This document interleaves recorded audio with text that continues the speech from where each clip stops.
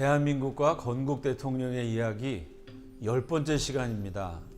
오늘의 주제는 하와이 유폐입니다. 4.19 혁명의 원인, 예전에는 간단했습니다. 이승만의 실정 때문이다. 그런데 역사라는 것이 그렇게 단답식으로 끝낼 만큼 단순하지 않습니다. 최근에는 4.19 혁명의 원인에 대해서 새로운 해석들이 쏟아져 나옵니다.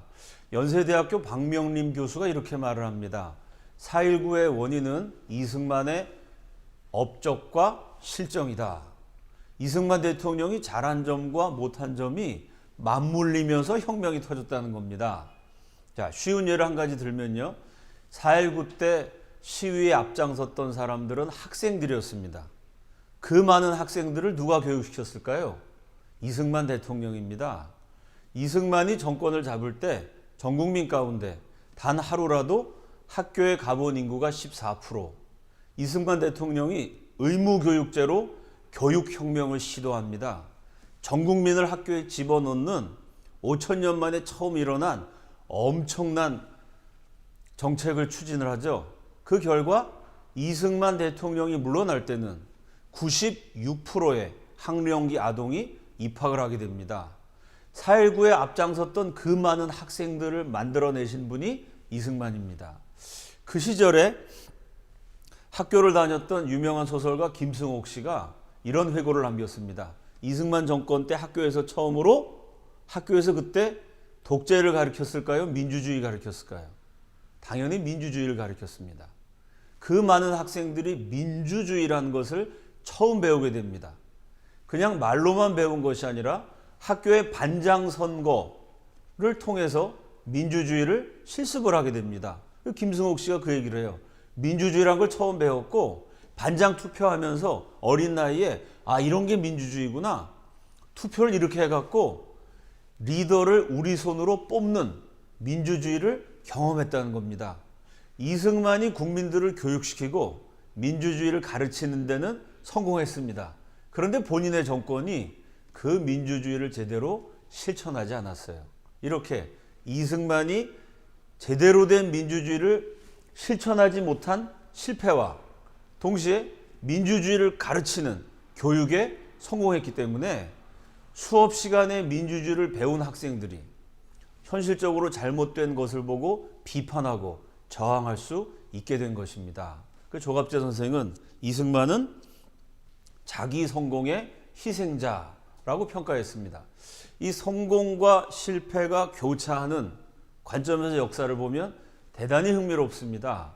이승만 대통령은 국민들을 다 가르쳐서 저항하고 비판할 수 있도록 민주시민으로 양성을 했습니다. 본인의 성공 때문에 스스로는 희생되었죠. 정반대의 케이스가 저 북한 정권입니다. 김일성도 성공했습니다. 북한 주민들 철저히 감시하고 통제하는 데 성공했죠. 사람들이 이런 질문을 합니다. 남한에서는 4.19 혁명도 일어나고 5.18도 일어나고 이런 데모, 저항, 시위가 많았는데 북한에서는 그런 저항, 시위가 없지 않냐? 그건 왜 그러냐?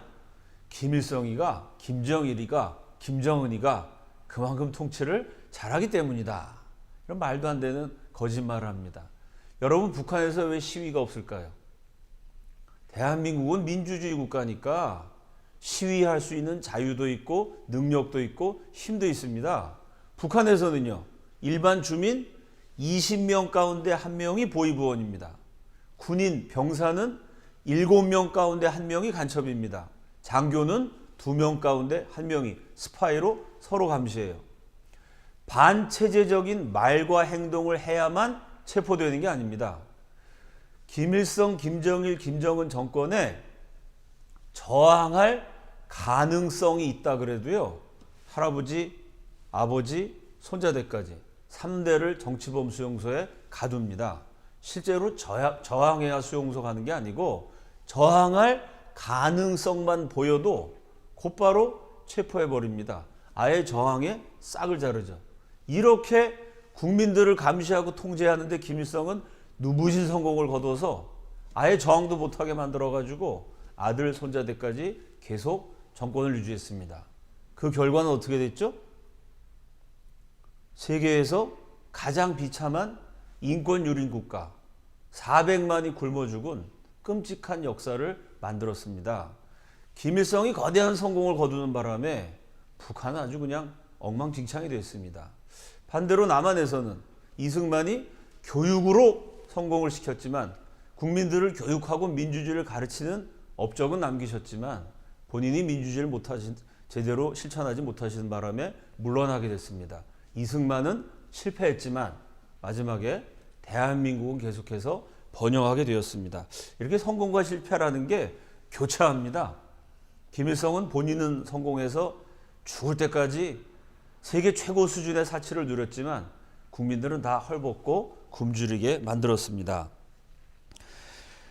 국민들도 이승만 박사의 업적을 알았습니다.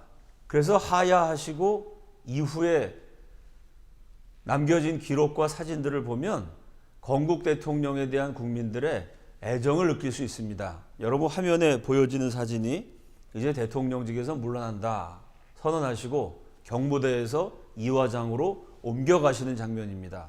나는 이제 대통령이 아니니까 관용차를 탈 수 없다. 걸어서 가겠다. 이렇게 고집을 부리셨는데 측근들이 아닙니다. 그래도 마지막 순간인데 하고 이제 억지로 차에 태워서 대통령이 이화장으로 이동하시는데요. 수많은 시민들이 연도에 섰어요. 여러분 사람들 모습은 보이는데 경찰 모습은 안 보입니다. 그건 뭘까요? 사람들이 모여가지고 독재자 물러가라, 죄값 받아라, 이승만을 공격하고 비난하려고 그랬으면은 경찰들이 나와서 통제했겠죠. 그게 아닙니다. 사진을 자세히 보면 연도에 선 시민들이 박수를 치고 있습니다. 비록 부정선거 책임지고 물러나지만 저분이 나라를 세우셨고 나라를 지키셨다. 대통령에 대한 애정이 엿보입니다. 그 시절에 이승만 대통령을 경험했던 지금의 아주 한국의 대표적인 언론인과 제가 대화를 나눠본 적이 있습니다. 이승만 대통령 물러나실 때 심정이 어떠셨습니까? 여쭈었더니 이렇게 대답을 하시더라고요. 그래도 이 박사가 없었던 나라를 되찾아줬고 전쟁 때문에 망할 뻔한 나라를 지켜줬고 세계에서 제일 가난한 아프리카보다 못 살던 나라였는데 미국에서 그 많은 구호물자를 얻어다가 국민들을 다 먹여 살려줬으니 이 박사가 없으면 나라도 없었고 국민들은 다 굶어 죽었을 거다. 그래서 비록 그분이 마지막에 잘못을 하셨지만 그분에 대한 존경심과 애정을 가질 수밖에 없었다는 얘기입니다. 자, 다음에 보여드린 장면은요. 이화장으로 옮겨가신 다음에 그 이화장 담벼락에 국민들이 써서 붙인 벽보입니다. 그 벽보의 내용을 보면 한결같이 대통령을 위하는 말이죠. 만수무강하소서, 할아버지 만세, 여생 편안하시라. 그 일평생을 나라와 민족에 바친 그분에 대해서 국민들이 품고 있었던 마음입니다.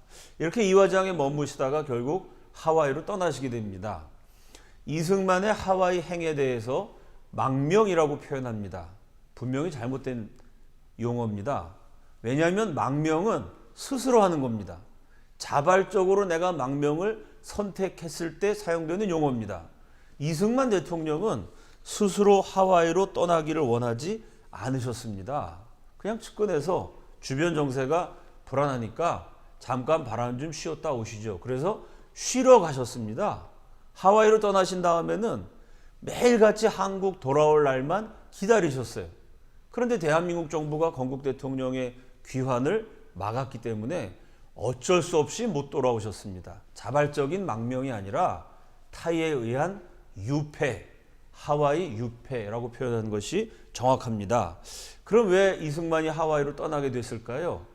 자유당 정권이 무너지니까 그동안의 비리, 잘못된 부분을 청산하는 작업이 이루어져야 됩니다. 근데 이게 참 쉽지가 않습니다. 여러분 자유당에 엄청난 부정을 저지른 책임자를 딱 앉혀놓고 당신이 왜 이렇게 잘못을 저질렀어? 물어보면 이승만 대통령은 모르십니다.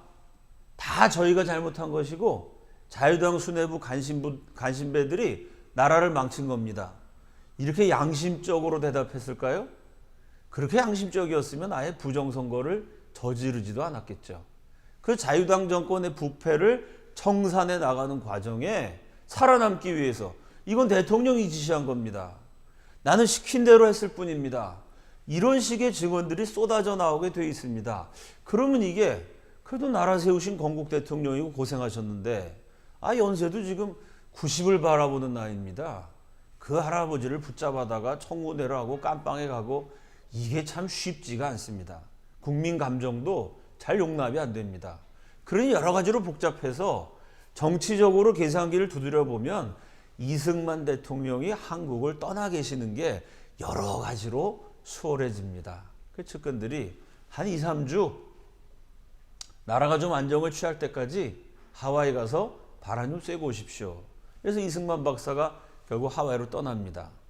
참 떠나가는 장면도 마음이 찡한 그런 모습을 보여줍니다. 이화장에서 차를 타고 공항으로 가는데 중간에 이렇게 들판을 지나게 됐어요. 그때만 해도 한국이 농업 국가니까요. 지금의 서울인데 거기도 뭐 농사 짓는 농토들이 꽤 있었겠죠. 그 들판에 누런 별을 보면서 이승만 대통령이 시를 짓습니다. 풍년이 들어서 우리 국민들이 다 배부르게 행복하게 살게 하소서. 참 본인이 쫓겨나는 줄도 모르고 쫓겨나시면서도 국민들을 생각하고 국민들 밥 세끼 참 먹게 해달라고 시를 지었습니다. 그걸 비행기에 올랐는데 세관원이 하와이에 도착해서 세관원이 소지품 검사를 합니다. 그 일국의 건국 대통령이고 12년 동안 최고 권좌를 차지하신 분이에요. 근데 이분의 짐이라는 게 초라합니다. 트렁크가 4개 있었는데 하나는 이승만 박사의 옷, 또 하나는 프란체스카 영부인의 옷, 또 하나는 평생 썼던 고물타자기, 마지막 하나는 이승만 박사 드시던 약과 그날 점심 도시락. 이게 트렁크 4개가 전부였습니다. 이화장에 가보면 이승만 박사가 쓰시던 물건, 입으시던 옷 살펴보면요. 야, 참 어떻게 이렇게 검소하게 사셨나. 놀랄 정도입니다. 옷을 몇 번씩, 10번, 20번씩 꿰매가지고 입으신 게 한두 벌이 아닙니다. 하와이에서 보냈던 마지막 시절에 기억할 만한 말씀들을 남기십니다. 이제 연세가 드시게 되니까 양자를 드리게 됩니다. 이인수 박사가 청년 시절에 이제 양자가 되죠. 그래서 하와이에 가서 아버님, 어머님을 모시게 됩니다. 늘 그 양자하고 대화하는 것을 즐기셨어요. 하와이에 쫓겨나 계신 동안에도 자나깨나 나라 생각입니다. 그래서 아들에게 자주 물으셨던 말씀이 지금 우리나라 일이 어떻게 돼가나? 그럼 이제 이 아드님이 나라가 어렵습니다. 힘듭니다. 이러면또 자꾸 걱정하시니까 이 노인 아버님 심기를 편안하게 해드리려고 많은 사람이 나라를 위해서 열심히 일하고 있습니다. 그러니 앞으로 잘 될 겁니다. 걱정하지 마십시오. 라고 대답을 해요. 그럼 이승만 대통령이 그래?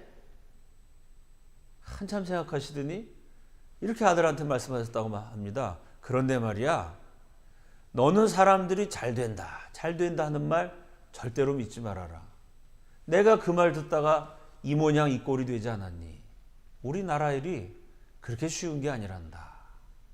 그때 그 아버님의 표정, 산전수전 공중전 다 겪은 없었던 나라를 되찾고 전쟁의 참화 속에서 나라를 구하고 자유와 번영의 기초를 놓기까지 파란만장한 생애를 살았던 대정치가의 회한이 담긴 표정이라고 합니다. 주변에서 인해장박 둘러친 간신배들이 잘 되고 있습니다. 잘 되고 있습니다. 그런 말만 듣다가 이 모양 이 꼴이 되었다는 참 노 정치가의 후회입니다. 또 이런 질문을 자주 아드님에게 던지셨다고 해요. 지금 우리나라에 남북 통일을 위해서 나서는 이가 있나? 여러분, 그때는 남한이 북한보다 훨씬 가난했습니다.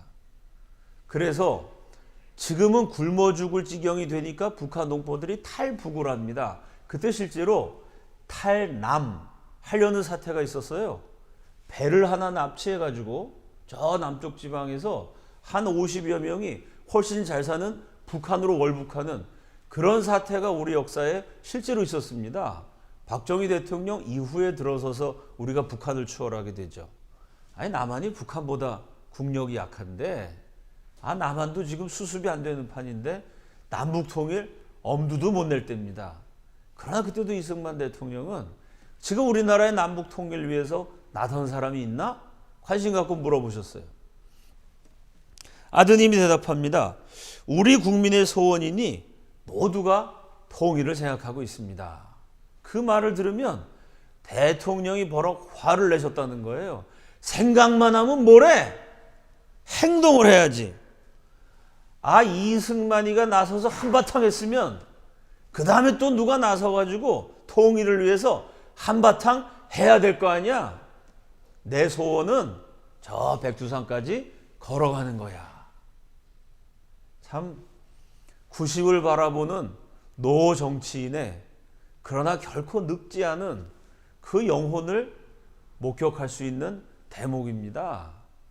하와이에서 하신 말씀이 내 소원은 백두산까지 걸어가는 거야. 내가 백두산까지 걸어가서 통일을 보겠다. 마지막 순간까지 민족에 대한 비전을 생각하고 희망을 붙들고 계셨어요. 이승만이 한바탕 했으면 그 다음에 또 누가 나와서 한바탕 해야 될 거 아니야. 이승만 대통령 잘하신 것도 있고 못하신 것도 있습니다. 그러나 부인할 수 없는 사실은 최선을 다해서 한바탕 하셨습니다. 조선의 봉건주의, 일본의 제국주의, 악마적 공산주의와 싸워서 조국을 지켜내셨습니다. 오늘날 부강한 나라 자유 대한민국의 번영의 기초를 놓으셨어요. 한바탕 하셨습니다. 한 인간이 태어나서 그 이상 어떻게 할 수 없을 만큼 그 어려운 시절에 최선을 다해서 우리 후손들 살아갈 수 있는 터전을 마련해 주셨어요. 제가 이승만 박사의 마지막 말에 감동을 받아서 전국을 돌아다니면서 강연할 때마다 이 얘기를 했습니다.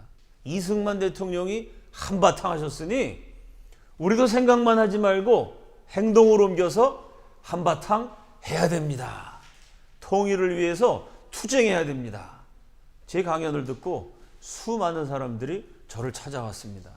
한 사업가가 이런 얘기를 했어요.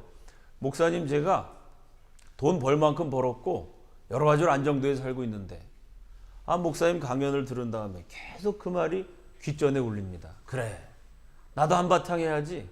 그냥 나 혼자 편안하게 사는 것 가지고 안 되지. 제가 이번 시장 선거에 뛰어들어서 내가 살고 있는 도시 정의롭고 시민들에게 공정하게 혜택이 돌아가는, 그리고 시민들이 편안하게 살 수 있는 좋은 도시 만들기 위해서 내가 한바탕 하겠습니다. 빛나는 청춘들이 찾아왔습니다. 목사님 강연을 듣고 내가 뭐 한바탕 할까 생각해 봤더니 우리 총학생회가 무슨 세미나를 하고 대자보를 쓰고 하는 짓거리를 보니까 이게 종북입니다. 은근히 북한은 높이고 대한민국 깎아내리고 내가 가만히 있으면 안 되겠다. 한바탕 해야 되겠다. 동지들을 규합해서 지난번 선거에 이겼습니다. 자유민주 세력이 총학생회를 탈환했습니다. 제가 제일 감동받을 때는 어린아이들입니다. 제 책을 들고 와서 저한테 사인해달라 그러면서 그 똘망똘망한 눈망울로 아이들이 얘기합니다. 목사님, 저도 한바탕 해서 저 불쌍한 우리 동포들, 북한 사람들 구출해주고 통일시킬 거예요. 도저히 불가능한 상황에서도 건국 대통령이 한바탕 해서 나라를 세우고 지켰습니다. 지금 대한민국이 여러 가지로 어렵습니다. 우리 국민들도 건국 대통령의 유지를 받들어 말로만 생각으로만 하는 것이 아니고 이 나라를 바로잡기 위해서 내가 할 수 있는 일이 뭐가 있나 찾아서 행동하고 한바탕 해야 됩니다. 한 번 사는 인생인데 나 혼자 잘 먹고 잘 사는 거 큰 의미가 없습니다. 그래도 나라 위해서 고생도 하고 헌신도 할 때 기쁨도 있고 보람도 있습니다. 내가 국민으로 살아간다는 자부심도 있고 이 땅에 살아가는 한 인간으로서 내 몫을 다한다는 사명감도 있는 것입니다. 또 이런 말씀도 하셨습니다. 나라를 한번 빼앗기면 되찾는 일이 얼마나 힘들고 어려운지 우리 국민들은 기억해야 한다. 이승만 대통령은 평생 긍정이었습니다. 조선이 멸망했을 때도요, 많은 사람이 비탄에 잠겨 있었는데 이승만 오히려 희망을 말했어요. 차라리 잘 됐다. 속이 시원하다.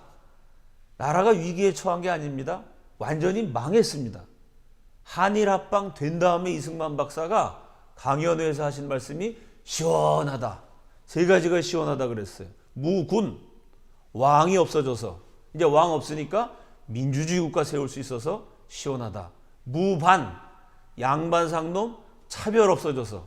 무발, 전 근대성의 상징인 상투, 고루한 옛날 문화 이거 다 없애고 개혁할 수 있는 기회가 생겼으니까 차라리 시원하다.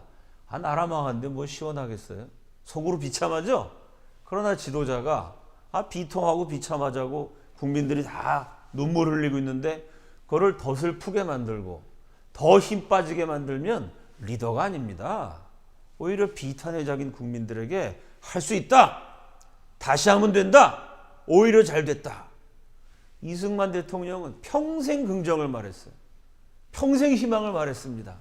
근데 마지막 돌아가시기 직전에 빼앗긴 나라를 되찾는 일이 얼마나 힘들고 어려운 것인지 우리 국민들은 기억해야 된다. 평생 힘들단 말씀 안 하시던 분이 마지막에 사실은 너무너무 힘든 일이었다. 딱 한마디 하셨기 때문에 그 한마디가 천금의 무게로 다가옵니다.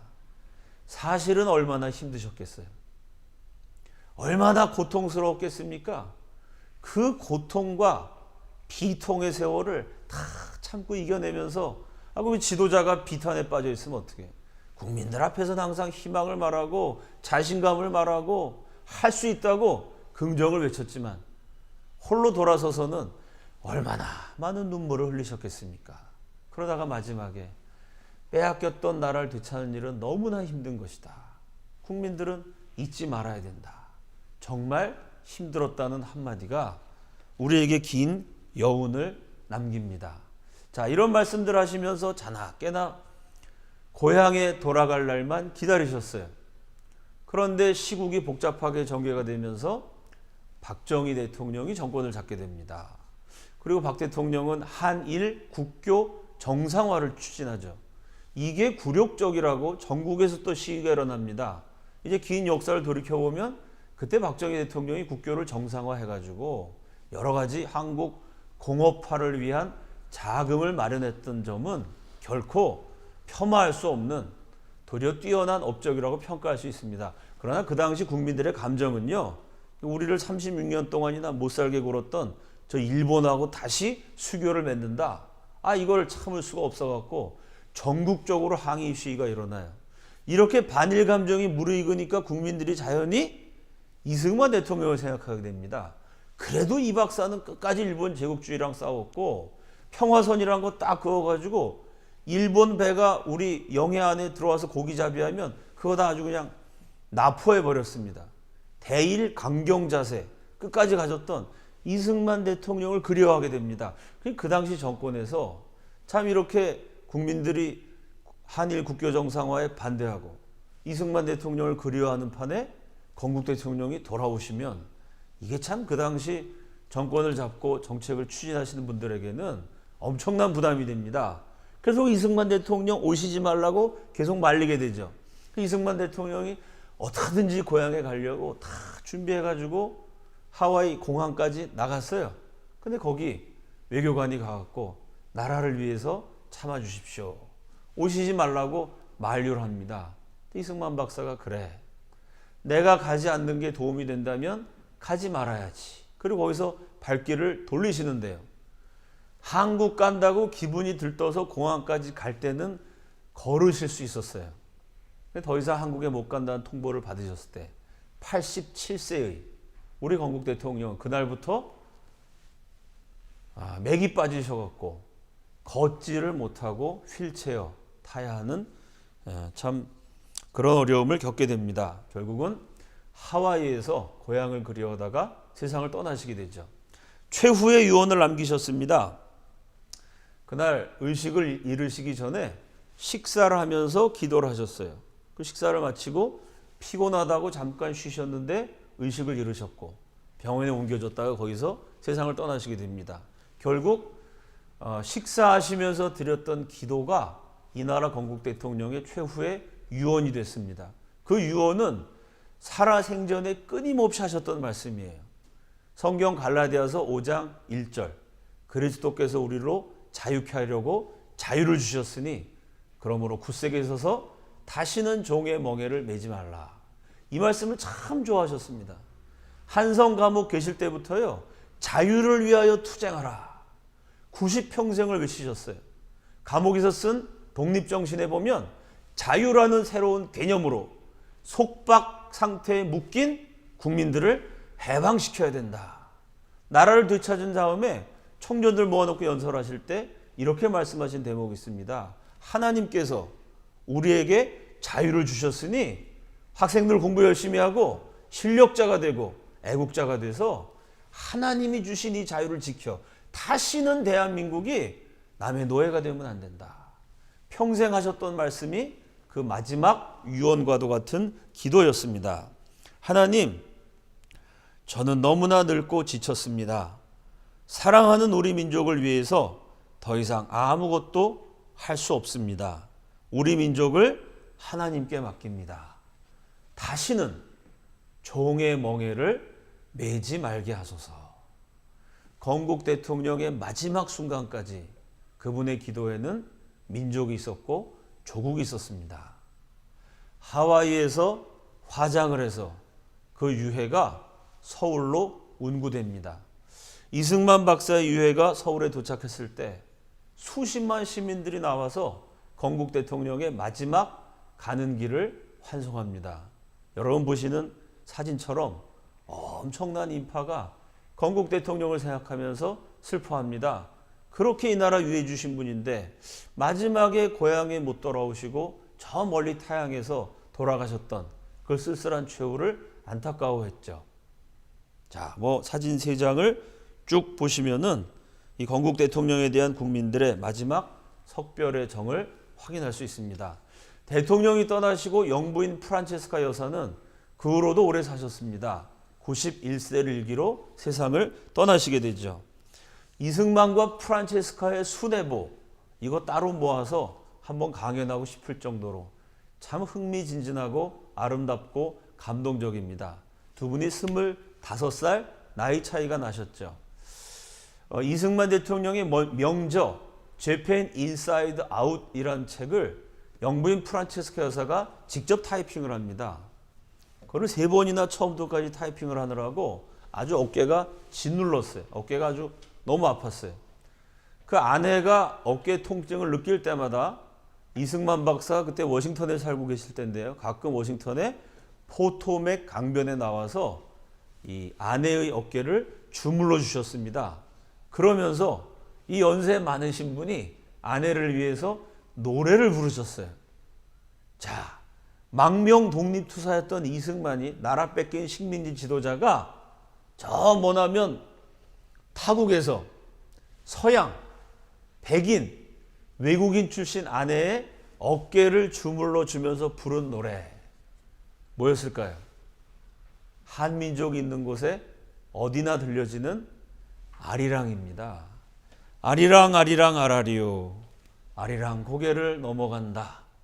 청천 하늘엔 별들도 많고 우리네 가슴 속엔 시름도 많다. 아리랑 아리랑 아라리요. 아리랑 고개를 넘어간다. 오다 가다가 만난 님이지만 살아서나 죽어서나 못 잊겠네.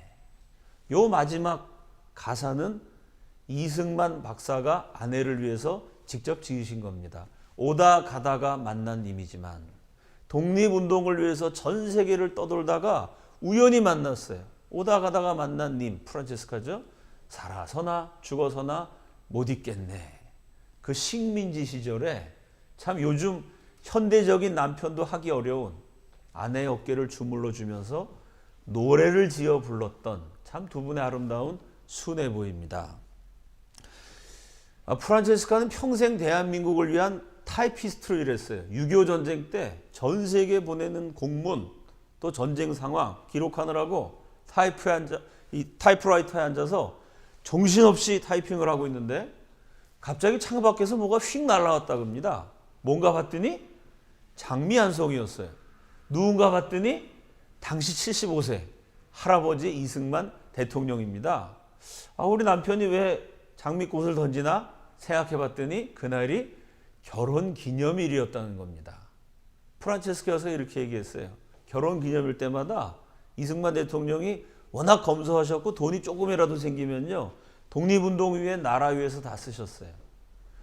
돈이 한 푼도 들어가지 않는 선물을 주는데 꽃 한 송이를 준다든지 사과 하나를 준다든지, 근데 그 선물 주는 방식이 너무나 신기하고 즐거워서 그때마다 행복했다는 겁니다. 1950년 그 옛날에 75세의 할아버지가 결혼기념일에 아내에게 휙 지나가는 것처럼 꽃 한 송이를 던지고 갔습니다. 참 로맨틱한 멋있는 남자였습니다.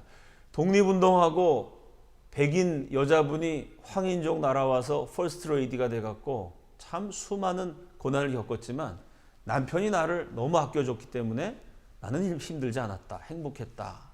프란체스카 여사는 늘 그렇게 말씀하시곤 했습니다.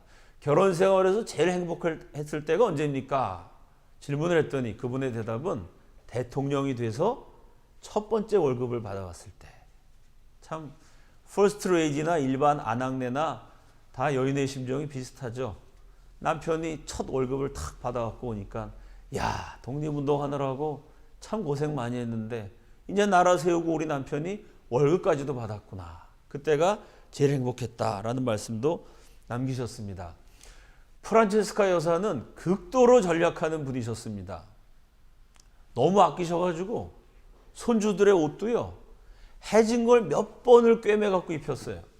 그 손주들이 나중에는 옷이 너무 초라해서 학교 가기 싫다고 투정을 부릴 만큼 그렇게 아끼셨습니다.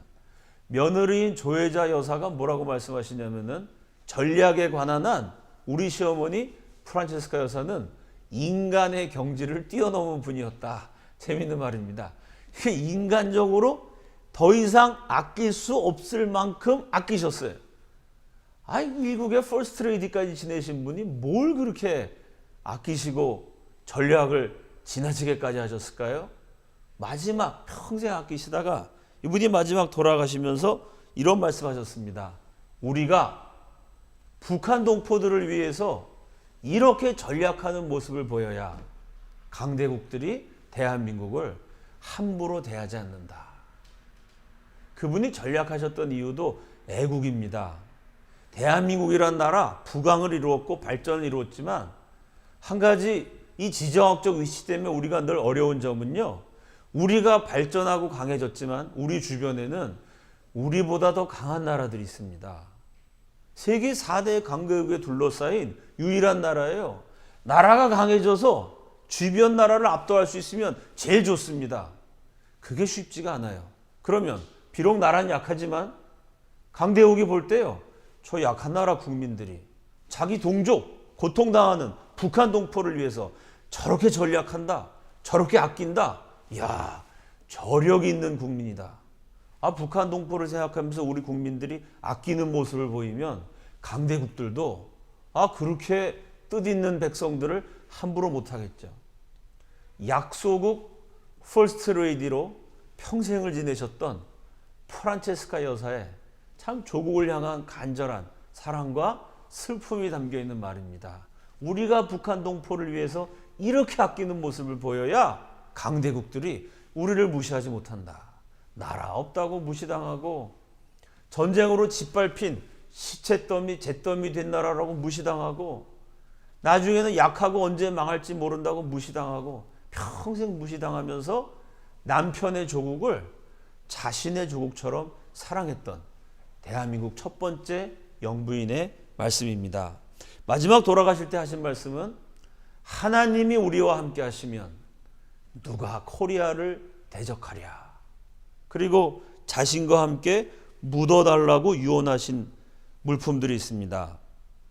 첫째는 독립운동하면서 늘 지니고 다니셨던 태극기, 둘째는 늘 묵상하셨던 성경책, 그리고 태극기와 성경책을 나와 함께 묻고 그 관 위에 휘장을 덮어달라고 유언하셨어요. 그 휘장은 뭐냐면은 남편 이승만 박사께서 친필로 쓰신 휘호 남북 통일, 태극기 붙들고 성경책과 함께 묻히면서 남북 통일이라는 남편의 글자, 그 휘장 아래 나를 묻어달라고 유언하셨습니다. 이승만 대통령, 프란체스카 여사는 애국의 교과서입니다. 그분들을 배우면 누구나 다 애국자가 됩니다. 그 말을 뒤집으면요, 이승만 대통령, 프란체스카 여사를 제대로 가르치지 않기 때문에 대한민국의 모든 문제가 거기서 시작됩니다. 이승만, 박정희를 깎아내리고 김일성, 김정일을 축혀 올리는 김일성, 김정일과 손을 잡으려고 했던 그런 세력들을 미화시키려는 북한과 종북 세력의 공작이 눈부신 성공을 거두었습니다. 교육 분야에서 수많은 열매를 맺어서 그 잘못된 교육의 결과로 대한민국이 비틀거리고 있습니다. 이승만을 가르쳐야 나라를 빼앗긴다는 것이 어떤 것인지, 그 빼앗긴 나라를 되찾기 위해서 얼마나 많은 사람들이 고생해야 되는지 제대로 알게 됩니다. 이승만, 박정희 대한민국을 발전시킨 분들은 깎아내리고 대한민국에 쳐들어왔던, 대한민국을 짓밟혔던 세력을 미화시키는 바람에 참 이 엉터리 교육 때문에 대한민국이 오늘날 이런 고난을 겪고 있습니다. 이승만과 프란체스카를 보면은 거대한 애국의 길을 배울 수가 있습니다. 강대국과 맞짱을 뜨고 새로운 개혁을 시도하고 나라를 발전시키기 위해서 지도자가 어떤 일을 해야 되느냐, 좋은 교과서가 됩니다. 동시에 이승만과 프란체스카를 보면 소박한 애국의 길, 여러분 모든 사람이 다 그렇게 나라 일에 영향 끼칠 수 있는 아주 거대한 지도자가 되는 건 아닙니다. 그러나 이승만, 프란체스카를 통해서 일반 국민이 평범한 필남 필녀가 할 수 있는 애국의 길을 찾아낼 수 있어요. 끝까지 한 푼 두 푼 아끼면서 북한 동포를 위해서 전략하는 모습, 누구나 따라갈 수 있는 모습입니다. 우리 신앙인에게는요, 마지막까지 나라와 민족을 생각하고 기도하는 모습, 누구나 오늘부터 실천할 수 있습니다. 이렇게 큰 길을 갈 수 있는 지도자는 이승만, 프란체스카 여사를 통해서 나라를 사랑하는 애국 리더의 길을 배울 수가 있어요. 일반 국민들은 소박한 모습, 내가 실천할 수 있는 그 삶의 자세를 배울 수가 있습니다. 잊혀진 건국 대통령을 알려야 합니다. 위대한 대한민국 건국의 역사를 우리 후손들에게 가르쳐야 합니다. 이승만이 한바탕 했으니 이제 남북 통일을 위해서 한바탕 할 수 있는 새로운 애국자들이 나와야 합니다. 지금 나라가 많이 어렵지만 그럼에도 불구하고 건국 대통령의 정신을 이어받아 할 수 있다. 우리의 역사는 이제부터 시작이다. 이런 각오로 대한민국을 지키고 발전시키는 한바탕 하는 애국자들이 불꽃처럼 일어서기를 기원하면서 오늘 강연을 마무리 짓겠습니다. 감사합니다.